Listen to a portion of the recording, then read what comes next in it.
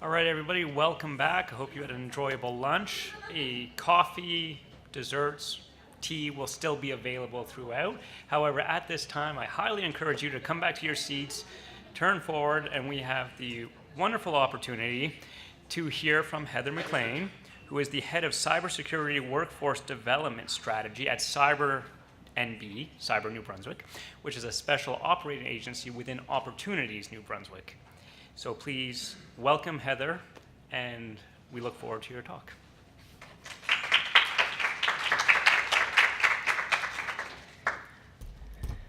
Good, that stays. So just a couple warnings. One, I'm a walker, so for me to be stuck behind here, I might deviate. I'll try not to. And secondly, I'm used to a Mac, and this isn't a Mac. So let's hope I don't do anything to it. So as noted, I'm with Opportunities NB, and that is New Brunswick's economic development agency. And CyberNB is a special operating agency. We were created in May 2016, announced by government at that time. And the team really came together as CyberNB in September of 2016. And we have 5 key pillars to our strategy, which I'm not going to talk about. I'm only going to talk about one, which is our skills and workforce development strategy, which, as noted, I head. So this is fundamental to us in that we need a talent pipeline. And this is not going to be anything unfamiliar to you. To fill the jobs, to do the things that we need to do, and to grow our economy, we have to make sure that we have the right talent. So right now we're in a perfect storm. We heard some great stats this morning. I even had an epiphany on one when I heard about the 56% of Canadian businesses that think it's important or somewhat important, and there's a big number that's missing there. And I tied that back. I was thinking about how we try to get companies to do cybersecurity adoption hygiene to be better protected, and it's very slow to do that. So if they're not thinking that digital skills are important, they're certainly not thinking about their digital hygiene as being important. So it's pretty significant. So 80% of our purchases are done online right now. So yes, we are a digital economy. And in fact, everything we're doing, from banking, to retail, as noted, to our entertainment, everything is online. So digital skills are extremely important, and cybersecurity is very important. And as you heard this morning, there's no standardization in terms of defining roles, responsibilities, skills. This is the same in cybersecurity. I'd say it's even worse. In fact, we can't even spell it the same way. We spell it with one word. Some people spell it with 2. So if we can't spell it the same, how do we define roles and responsibilities? Now, according to ICTC, the Information Communications Technology Council, by 2021, we expect a shortage of 216,000 people. Now, is it workforce demand? Is it definition issues? It's an interesting question. So everything has changed, but nothing is different. We know that there's issues. We know that our business has changed, our organizations have changed, the way we do everything has changed because of the digital economy. However, we continue to do things the same way. We look at education the same way.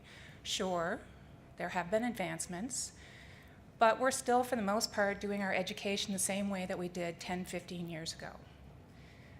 There are some good changes, but not enough. Additionally, we continue to recruit in the same way. We post a job ad, we get our applications, we screen. We get a diversity of job applicants, as we heard from Dr. Gray, some that don't match at all because we don't have defined skills, roles, abilities. Then we interview, we make an offer, do reference checks, all those sorts of things. But we probably have to change that because of the way that the economy is changing. The same goes for training. We are looking at continuous improvement and professional development in the same ways that we have done for 15, 20 years. We're not changing that. And as also noted, and I agree with it completely, when you're looking at professional development and training, people go online and they do the search, okay, what kind of training do we need? They're not quite sure what they need. And you take that into your IT and ICT and cybersecurity, and it gets even more confusing. There are so many different roles and responsibilities. And in my world, I talk to people all over the world, And if I talk about a cyber operator, what I define a cyber operator as, in Australia it might be completely different. In the UK, Washington, Ottawa, we're all defining it different. So how do we train for that? How do we develop standards for that? And should we? And then finally, we're working in silos. Increasingly, we continue to work in silos. There is enough work to go around for us all to work together to help find a solution. And I say that as working for an economic development agency. My job is to help develop a talent pipeline so that we bring jobs to New Brunswick and that we have more New Brunswickers working. But at the same time, we also know that we cannot work in a silo. For us at CyberNB and at Opportunities NB, it is all about collaboration. And a lot of people play lip service to collaboration, but it is so critical to have that collaborative spirit. And we are working very closely with industry, academia, and all levels of government to try to bring us all together and work for the same outcomes. So I want to talk to you a little bit about what we're doing at CyberNB. It's an evolving strategy. It's one that is making a difference. We are seeing gains from it. It will continue to evolve. And if you have any ideas, I'd love to hear them. If there's any way we can work together, would love to do that. I encourage that, and I invite all of you to work with CyberNB and with each other, because we need to do this. So simply put, and these are the 5 pillars. I don't know if you can see that really well, but the one jutting off to the left, you're right, sorry, is CyberSmart, and that is the strategy I'm responsible for. So our biggest challenge is cybersecurity talent. Now, is it perceived? Good question. But it's stated now that we expect a global vacancy rate of 1.8 million cybersecurity professionals by 2021. 1.8 million globally. Cybercrime is only increasing. And depending on which study you look at, it's trillions and trillions of dollars that cybercrime is increasing. So we need professionals to protect our economies. We need professionals to protect our infrastructure. If our electrical grid goes down, we're all in big doo-doo. Big doo-doo.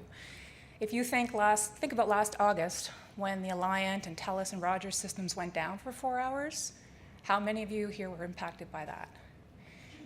If you were in Atlantic Canada and parts of Quebec, you felt it. 4 hours, no telephone, no internet, nothing was happening. No e-commerce was happening. People were at a standstill. I was traveling that day, and I thought, how am I going to go? I wanted to make sure my husband knew I was traveling safely and I was arrived at my destination. Couldn't do it. My mother's not well. I couldn't find out how she is. So it's significant for us to have the right talent.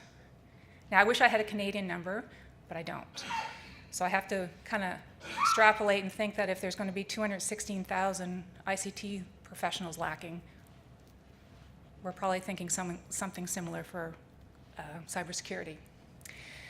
So it's all about increasing that talent pipeline, and there are various ways to do that.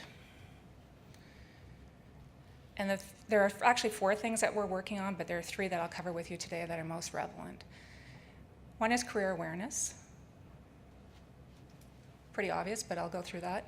The second one is youth development, so that's more of the long-term approach to developing our talent pools.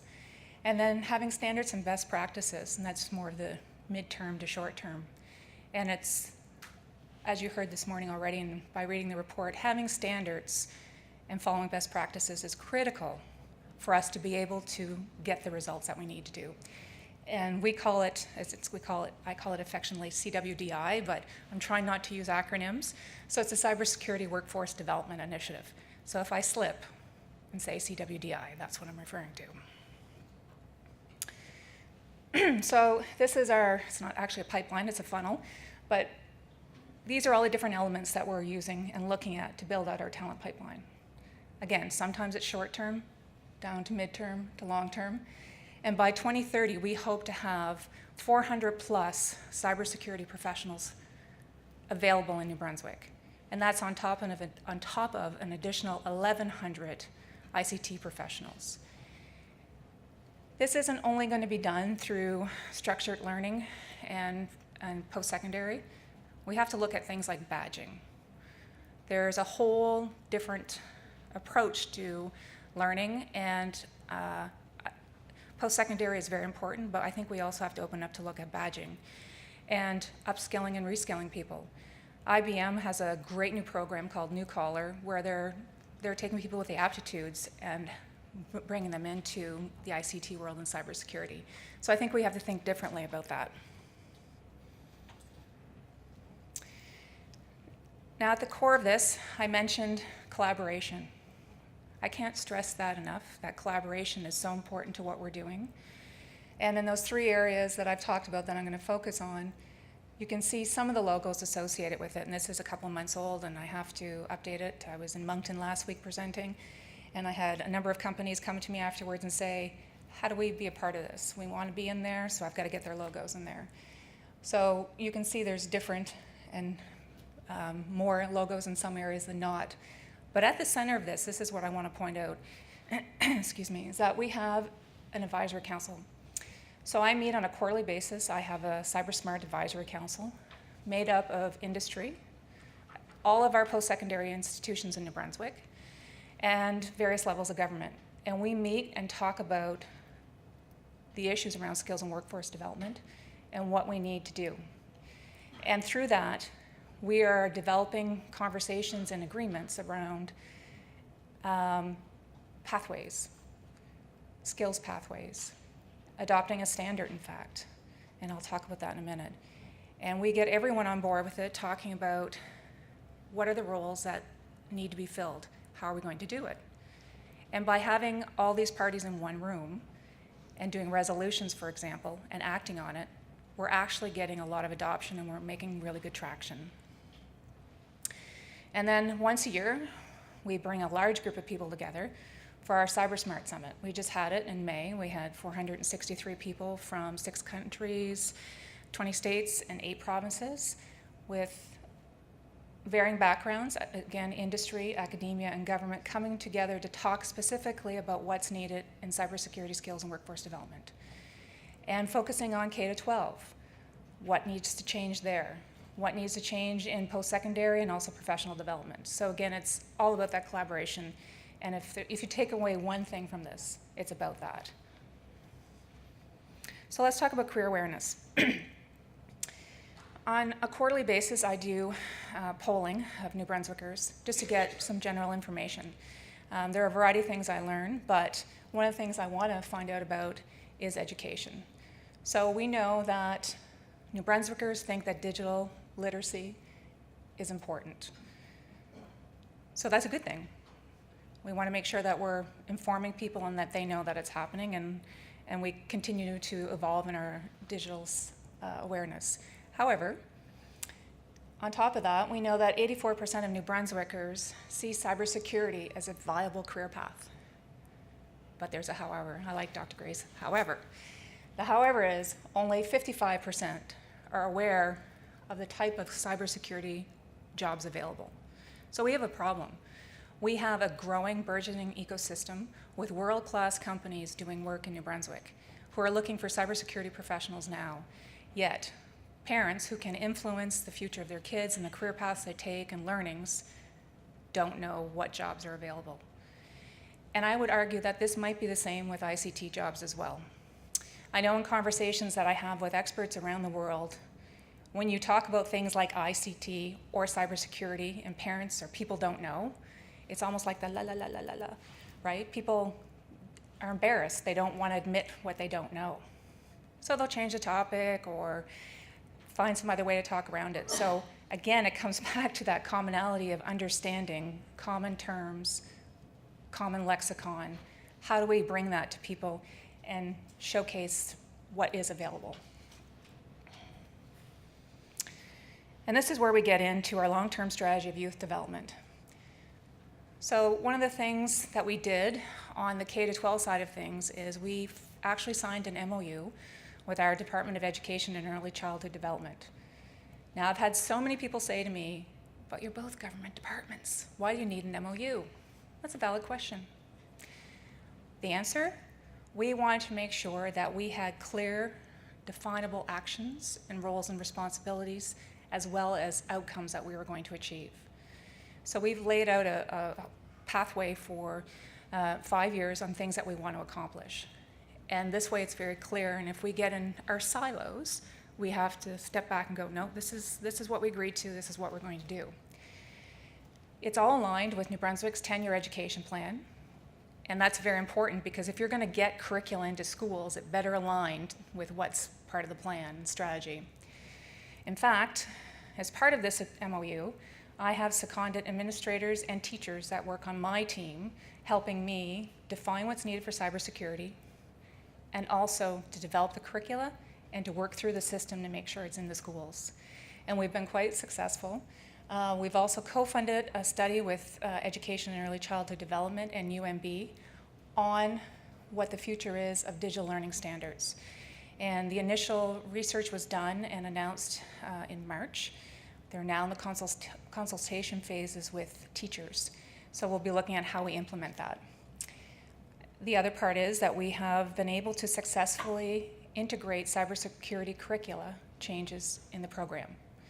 So this is big because there are a lot of different groups that are coming into schools and saying, why don't we teach about this? Let's teach about that. But we've actually been able to get it in there, talk about the Internet of Things and show the importance of it and get kids excited. This is the big thing. Kids are now excited about this. And all Anglophone school co-op students have been trained or exposed to Bow Surround Security. How many of you have heard about Bow Surround Security? Anyone? A few of you, okay. I'm not surprised. It's a startup in Fredericton, so they're getting some great traction, and it focuses on employees. Employees are the first line of defense to protect any organization. And you go through a program with them, and at the end you get a score. It's much like a credit score, and it shows your level of risk. So all these students going out into co-op environment are learning this and getting exposed to it. And the beauty of it is too, 6 to 8 months after you finish it, they're still trying to hack you and phish you. And if you fall subject to it, you have to take another course. But it's really great for the kids to be exposed to this. It protects the organizations. And we actually worked with Bow Surround to have it translated, so it's now available in both official languages. And we hope to implement this into the Francophone school system this year as well. And we're in the process right now of finalizing a grade 6 awareness program. We're doing a graphic novel with a cybersecurity superhero. So again, appealing to the kids and helping them understand what's important and changing curriculum, changing opinions. How many of you have heard about CyberTitan? A few of you. Okay, this is something that you guys should be aware of. CyberTitan actually started in the United States. It was a program called Cyber Patriot, and it was a group of probably 6 to 8 teams that would get together and try to hack each other. After a few years, Northrop Grumman sponsored the whole event, underwrote it. There are now more than 4,500 teams around the world that compete from November till the spring. New Brunswick got involved in this 2 school years ago, so we had 7 teams first, and then last year we had 48 teams. In total in the country, there were 92 teams. So we made a significant difference going out and talking to kids and getting them excited about what it meant to ethically hack and how to be safe online and the skills that were required for this. And also planting the seed for cybersecurity career paths. We signed an MOU with ICTC, so again, the Information Communications Technology Council, who owns CyberTitan in Canada. And because we had the most teams, they actually selected us to hold the first ever national championship last May, or just this May, also in conjunction with our summit. Out of the 10 teams that came forward in Canada to compete, 7 were outside New Brunswick. 3 teams were from New Brunswick, from Fredericton, Moncton, and St. John. Moncton and St. John were high schools. There was 1 middle school in this competition. That was Nashwaaksis Middle School in Fredericton. The kids were all saying, we got to make sure that the middle school doesn't beat us, right? Because they're like the bigger kids and they've been doing it longer. The competition happened on May 16th, the second day of our summit. It's an 8-hour competition where they're going in and they're learning how to defend and how to ethically hack. And 2 hours into the competition, one of the organizers said to the middle school team, to their coach, they're not submitting any tickets, like none. And they're like, no, it's okay, they're learning. No, you have to tell them what a ticket is because they clearly don't know. So they were 2 hours behind. At the end of the day, they were able to award the vulnerability testing side of things. They came 5th in that. And it was probably because, they were kind of behind.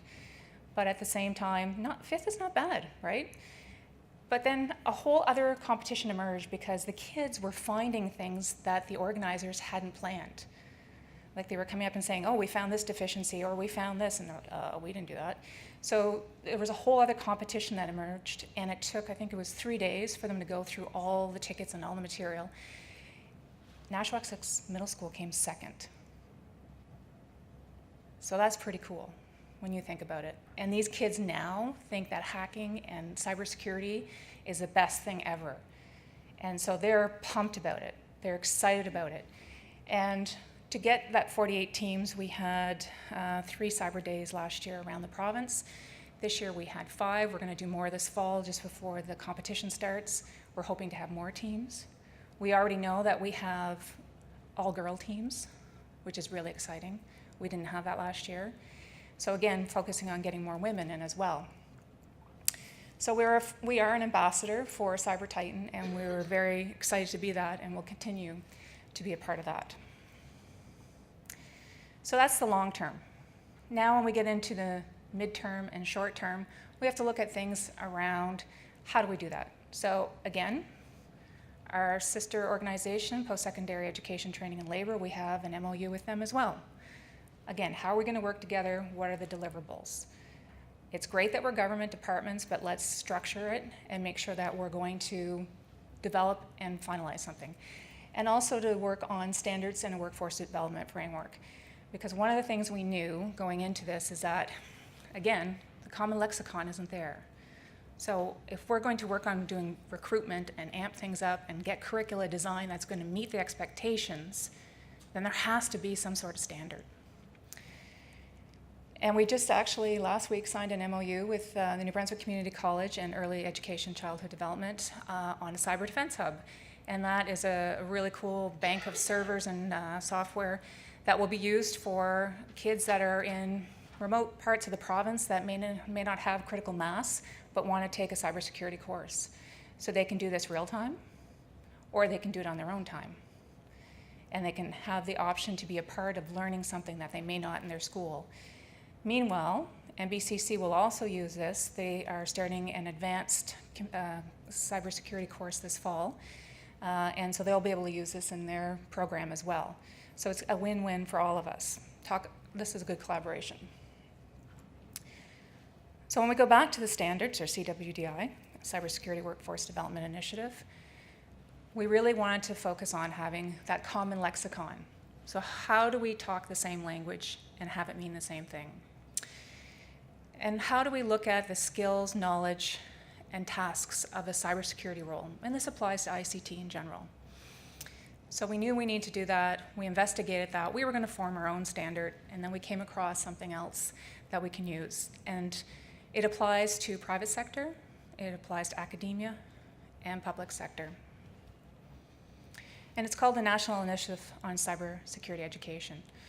And it was started in the United States. It's an amazing, comprehensive program that maps out things like you would never believe. And so it's adopted in the United States, and in fact, there was a presidential executive order last May, that said if you're going to work on any cybersecurity contracting work in the United States, you have to apply to NICE. That's the National Initiative for Cybersecurity Education. As well, Australia is adopting it. The UK is adopting it. They're not calling it NICE, but it really technically is NICE. And now Canada, in some respects, is adopting it. So that CyberSmart Advisory Council I told you about, this was discussed very deeply and comprehensively at this organization. And we talked about how we could use it to define the curricula that's needed, to define recruitment roles. So when an HR person's going out, they can look at the catalog and say, okay, these are the skills we need, this is the job, and map it out. It's going to expedite things, it's going to make things consistent. Again, if you're talking wherever you are in the world, for those who have adopted NICE will be speaking the same. And so the CyberSmart Advisory Council made a resolution to adopt it. So that means, as I said, all our post-secondary institutions are a part of this. So they're now including this in their curricula. So the New Brunswick Community College and the new program that they're launching in September is designed on NICE. As well, our Treasury Board in New Brunswick has endorsed this as well. It is going to simplify the process. And I know other organizations in Canada are looking at this as well. And this is the beauty of it. This is the cybersecurity competency model of NICE. So you can see there's a lot of different pieces there. And if you look at the bottom, top tier 1 and tier 2, it really is kind of fundamental to K-12. And I can send this around to anyone as well. It looks at some of the soft skills. And I should also note that while we're really focused on STEM, we aren't forgetting the multidisciplinary nature of cybersecurity, because not everyone is going to want to be in a traditional coding role, but people in forensics, criminologists, et cetera, sociologists, psychologists, we need all that for cybersecurity as well. So it's very important that we conclude that. So K-12, we're not there yet, but our plan is to get there and have this incorporated as a cybersecurity path. And then tier 3 is when you start to look at some of the competencies that you have in your post-secondary education. So again, we're applying this already in post-secondary. And then tiers 4 and 5 are really about enroll. When you're in industry, the competencies that are needed. So again, these are defined. So it's helping us already with a common lexicon. And if you see tier 5, specifically, securely provision, protect and defend from threats, etc., this is where it really gets cool. This next slide is for illustration purposes only, but it's to give you an idea. So say, for example, you're a software developer, or you want to go into software development, and you think, what am I going to do with my career? Where can I go? You can see a map now to go all the way up to a cyber defense forensic analyst, and that gives you a clear pathway of what you need. And within each of those areas, protect and defend, analyze, there are skills, abilities, and knowledge sets all behind them. So you can actually map any career in cybersecurity. Think about the power of that. Again, for developing curricula and making changes as new information comes into play, you can easily adapt and change that. For HR professionals to be able to go and dig into this and to define what you're looking for. And for the candidates or students to know career paths. If I don't like being a system security analyst, am I stuck there? What can I do to deviate? What can I do to move within the system or to find something different? It's very, very powerful.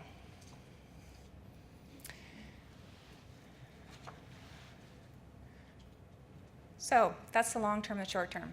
So some of you might be saying, so what? Well, the so what is results. Before we got structured and focused on this, we had 0 teams in the Cyber Titan Championship. Our first year we had 7. Last year we had 48. We're hoping we'll have a lot more this year. Because again, it's getting those skills that students need. And here's the real kicker. Talk about results. We have 2 organizations in New Brunswick that announced at our summit that they would be hiring students right out of Cyber Titan in high school. MB Power is going to hire 2 students, possibly more, and they're going to put them on the payroll right out of school. Full benefits, pension, and pay for whatever education they need to get where they want to go. That's like winning the lotto. Bulletproof, a cybersecurity company, they've already hired 2 people, and they're going to, not quite in the same capacity as MB Power, but they're going to mentor them throughout their whole schooling and have them in as co-op students and work with them and guarantee them a job when they're done. This is at a high school.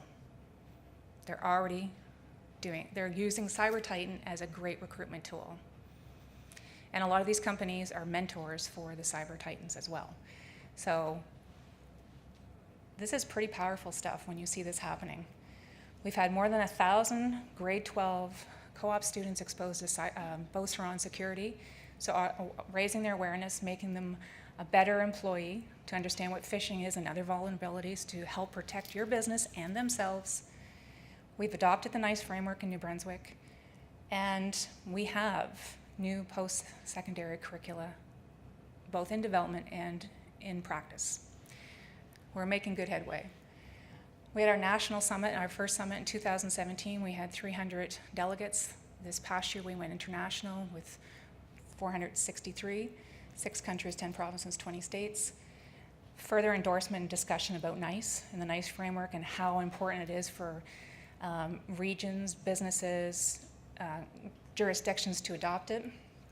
And again, we talked about significant curricula change and best practice and how we get through that. And we have 4 active MOUs right now, and we have 3 more in the works with other jurisdictions. I'll just leave it at that. So it's about the collaboration, and we're looking truly how we can collaborate with others to break down silos, to have standards, and to see what we need to do to try to combat cybercrime and protect our economy. So what's next? More to come as we track how many graduates we have and how we're growing that talent pipeline. But my call to action to you is connect with me and let's see how we can work together. And I'd love to share more information with you. Obviously, this was 50,000-foot view, and I'm sure I can learn from you as well. And I invite all of you to come to our next summit, which is next May 29th and 30th in Fredericton. We hope to have more great discussion, and really encourage all of you to join us at that event. Registration is not open yet, but if you want to be added to our distribution list, I'll make sure you get the information. So happy to take any questions.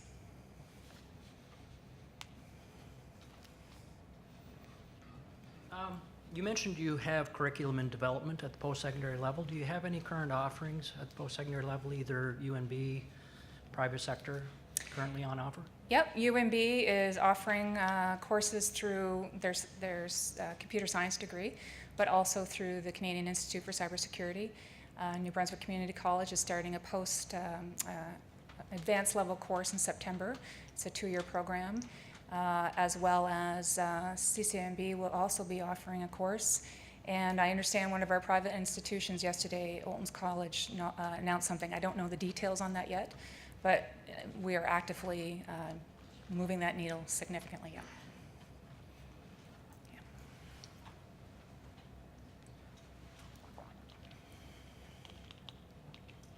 I'm wondering if you can share a little bit about what kind of discussions happened at the summit most recently and kind of how that evolved from the first summit? Absolutely. The thing about our summit that people really like is there are no vendor pitches. It's all about learning what other people are doing, what's working for them, what's not working for them. And again, it's academia, industry, and government, different levels of government. And we have global experts that are coming to this and talking about the challenges and the opportunities. And we focused a lot last year on K-12 and things that needed to change. There was a K-12 stream again this year. We had a whole youth summit actually, where we had 125, 130 kids across the street doing their own summit and focusing on learning about the different career opportunities and the skills that were required. We had Melissa Hathaway, who was a former advisor to 2 US presidents, talking about cybersecurity challenges. And again, it was mapping out what's needed now so that academia can hear about it, and also for industry to change their practices and be able to better communicate. But it was a lot this year in particular was on standards. And at the end of our summit, we always have takeaways and deliverables. So it's not just let's get together and talk, and then we go away and forget about it for a year. No, there's deliverables, and we continue on seeking out the collaboration piece. And I know for our delegates, they comment on how they meet a lot of key people and how they're expanding on what they're doing. So it's been a beneficial, there we go, a beneficial event for them because they're actually making connections and growing their business and growing their own security.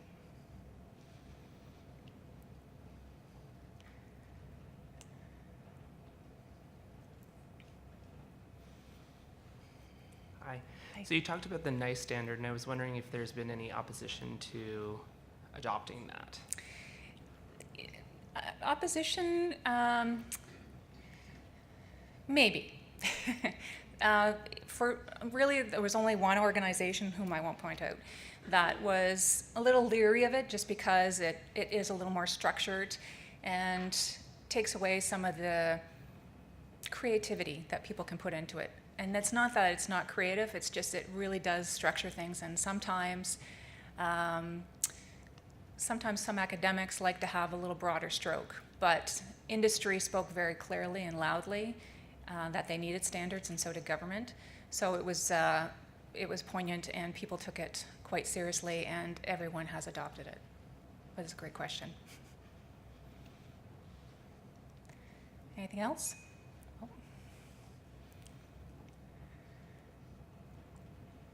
You talk about the NICE standard of being specific with regards to the cybersecurity, but is the standard more broad, and does it include pathways in other things other than cyber, more broadly digital skills? It does. So it definitely could be broadened out and looked at. It's so comprehensive. It's, when you look at the documentation, it's very broad, and you could definitely use it to use it for ICT as well. Yeah.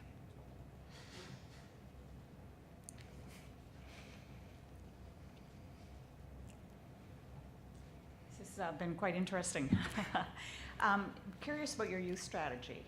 You signed the MOU with your Department of Education, that's your first step, but how do you actually get the teaching profession involved? Now, it's impressive that you went from 7 to 48, but there must have been something that you did to sort of spark that interest? I think part of the key component to that was the fact that we actually brought in and seconded administrators and teachers as part of the process. I think if we would have just gone in there and say, we're the Economic Development Agency and we're here to help, I don't think that would have done anything. But we brought in people who understood learning and understood how the system works and how to navigate it. So that was one part of it. The other part was then those individuals were able to engage with the IT teachers and get them excited, because it was a new tool, a new opportunity for them to teach the kids and to get the kids really excited. So once we did that, and then we created what we called Cyber Days, and we went out to schools and just showed how to hack and showed what the career opportunities were and had industry people there. That's another key component. We always bring industry with us. And when bringing industry in the room, and they feed off of each other. The kids get excited off the industry people, and the industry people get excited off of the kids.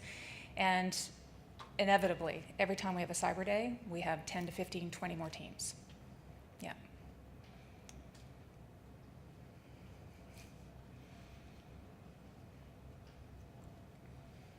Hi, my name is David. I'm with ESDC, Employment Social Development Canada, and I'll be presenting later this afternoon actually on a common skills lexicon as well, maybe a bit broader than the cyber field, but I'm really interested in actually the frames that you've used today. Have you tied any of this work to the National Occupational Classification or any kind of government classifications, frameworks, because I think they're used by many programs across the country. I'd be interested in learning a bit more about how you've tied your work to those classifications. That's actually the next stage that we're going through, is that we're working with an organization to map things out further, and specifically to the cybersecurity roles that we have, but we also want to tie them to the standardization of NOx codes, etc. Yeah.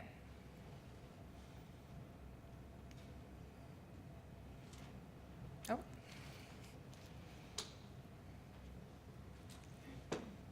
Just a couple of comments. My name is John Oates. I'm National President of Skills Canada. And I didn't see a Skills Canada logo there for your career awareness partners, right? So I think if you were to connect with Skills New Brunswick, they would certainly help you get the career awareness. They're into the schools all the time, and I think this is a fantastic opportunity for you as well as for them.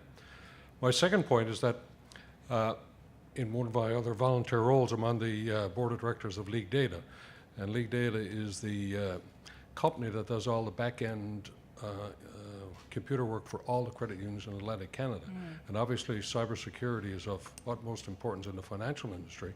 So I think that they would be a great partner for you as well, right? So if you're interested, I can certainly put you in touch with somebody there as well. So. I would, and I was in Moncton last week presenting to CISOs, and there were some people from a different side of the business there as well on a different topic. So yes, thank you. Okay.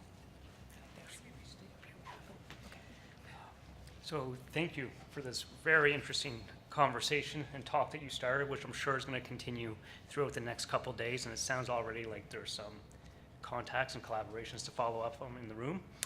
Today we have Amy Mifflin-Sills with us from the Rito Hall Foundation, whose work on promoting innovation culture and lifelong learning is an important part of fostering digital skills, a culture of innovation, and readiness for the workforce of tomorrow.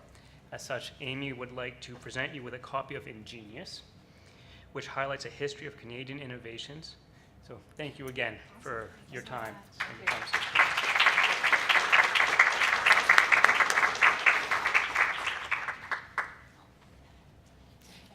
So for this next 2 minutes before, next couple minutes before we proceed, we just need to check in with the online participants.